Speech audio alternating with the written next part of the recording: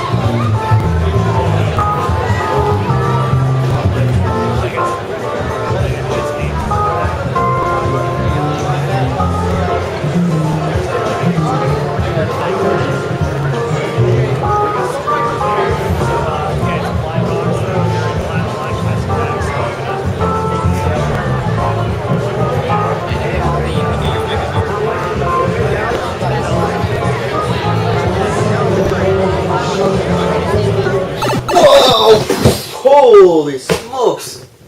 Wow! I'm back! I'm back for PAX, guys. Wow, look at that. So I am back.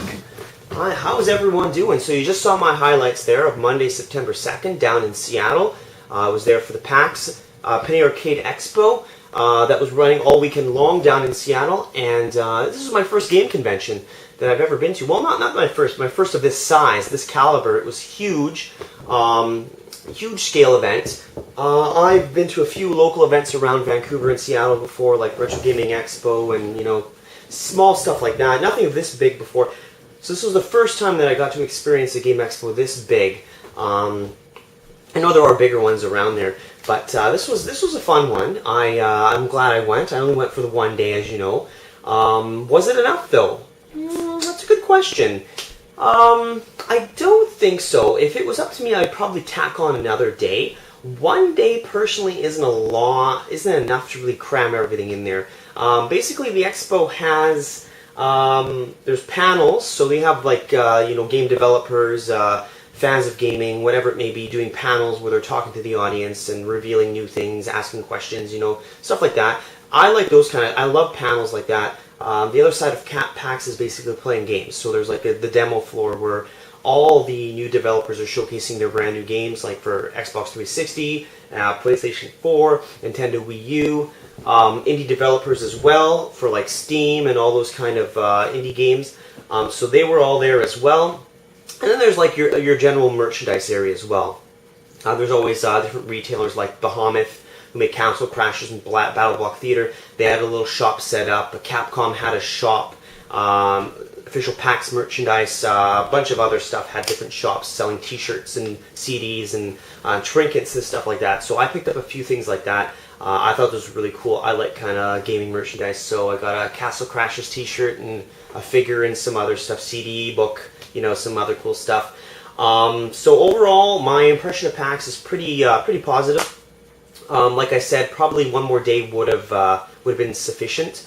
For a casual gamer, you know, one day could probably be enough if you're just there to like check out some games, you know, do a little shopping, check out a panel or two. One day would probably be enough. If you're a hardcore gamer that really wants to play the brand new games before they're released, yeah, one day's not going to cut it, because a lot of the time you're sitting there waiting in a line.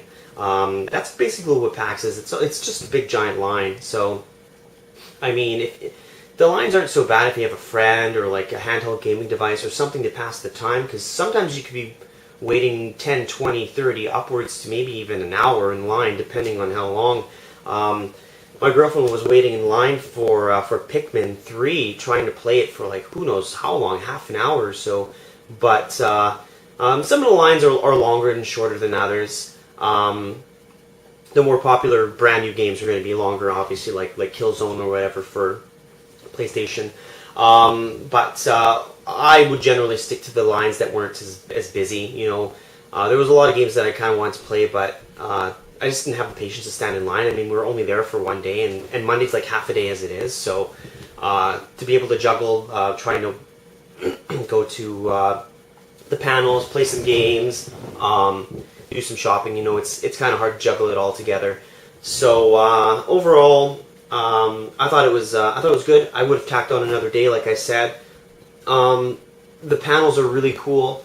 If you could find one that you're interested in. The ones that I was interested in personally were on the weekend. They weren't on Monday. I missed a lot of good panels that I really would have wanted to see, like Mega 64, Capcom, Kenji Ifune. I don't know if I said his name right, but he's the creator of Mega Man. He's coming out with a new game, Mighty Number 9. Looks kind of cool. What else? Rev 3 Games had a panel. They're a YouTube channel that I watch. Rev 3 Games are pretty cool. I would like to check out their panel as well. So yeah, the panel that I did really want to go see on Monday was the video game 3 Decades of Game Music that had a bunch of composers from like GoldenEye and Meat Boy and a bunch of stuff like that over the last 3 decades. I never got to get into that one because it was completely full by the time I got there, which doesn't really surprise me at all, considering video game music is pretty popular. We went to a backup panel, which was Believable Female Characters. My girlfriend wanted to check that out. So, yeah, I mean, the panels are really cool as well. It's got a real good mix of panels, gaming, shopping. What kind of games did I play? I got to check out the new Angry Video Game Nerd video game, which is downright amazing, guys. I am so thankful for being able to play the game. Screw Attack was there. They were hosting the game. Stuttering Craig, Chad, they were there. They had two game stations set up for the Angry Video Game Nerd video game, and it was awesome. It's coming out on Steam soon. I'm not really a Steam fan. I think I heard something about the game might come out on console. I'm definitely going to pick it up if it comes out on console. I might get a Steam account just for this game because the game is that good. I love playing that game so much there. I'm so glad that I got a chance to play it. The line wasn't very long, surprisingly. I thought Angry Video Game Nerd would have drawn a huge crowd. Not bad. Real fun game. What else was there? I got to play the new Donkey Kong Tropical Freeze game coming out on the Wii U in a couple months. What should I say about that? There's not much to really say about that other than it's pretty much Donkey Kong Country. If you played the original on the Wii that came out a couple years ago, you know exactly what you're getting into. Same format. I thought it was pretty fun. I'll probably pick it up. The new Mario game, there's a new Mario 3D, or I don't know what the official title is, Cat Mario. 4 players, it's kind of like the Mario 64 environment, or kind of like a 3D with 4 players running around. So you kind of combine the new Super Mario Bros. Wii and Nintendo 64 Mario together into this 4-player 3D run-around Mario. I think it was pretty neat. Pretty standard for a Mario game. I mean, nothing too groundbreaking. I'll probably pick that up as well. What else did I get to play? I got to play a game called Super Avalanche from an indie company. You have these little jelly beans or whatever, and these platforms fall down, and you got to jump up and see how high you can get it. And there's all these obstacles in the way. I thought that was a fun game as well.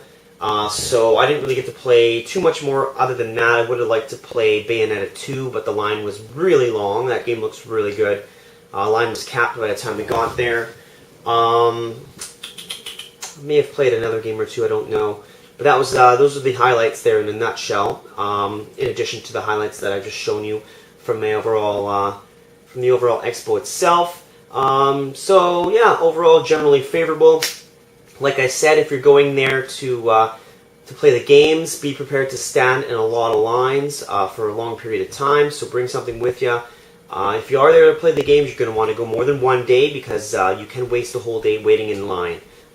Just a couple times to play a game. So if you want to check out panels and game at the same time, I'd say 2 to 3 days probably is what you're going to want to do. I was only there for one. I would have topped up one more day personally. I think that's my experience in a nutshell. So thanks a lot for watching my highlights and impressions video of the PAX 2013 Prime in Seattle.